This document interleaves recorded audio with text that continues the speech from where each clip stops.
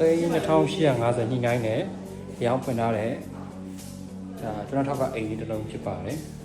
ဒါမင်းစားကမိဖို့ကံပါမယ်မာစတာတစ်ခန်းစင်ကနှစ်ခန်းပါမယ်နောက်မှာခြံနောက်မှာဆိုရင်ကွန်မွန်တွိုင်းနဲ့တစ်လုံးပါမယ်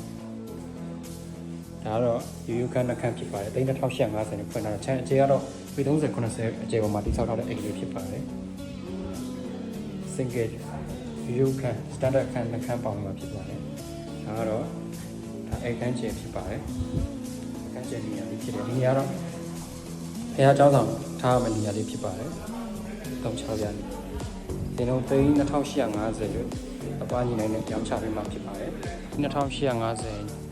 ညီနိုင်နဲ့ခေါ်ဆိုရတဲ့အိမ်လေးရဲ့အတွင်းခန်းအိမ်လေးရဲ့ဒါအရှိပိုင်းအနေထားပြင်ဆင်လေးဖြစ်ပါတယ်။ဒီကတော့အပြီးမတက်သေးပါဘူး။တန်ရှင်းပိုင်းလေးဝင်နေပါကတ္တရာလမ်းအတင်ဖြစ်ပါတယ်။အလဲလေးကတော့တောင်ရက်လည်းဖြစ်ပါမယ်။အားလုံးကျေးဇူးတင်ပါတယ်။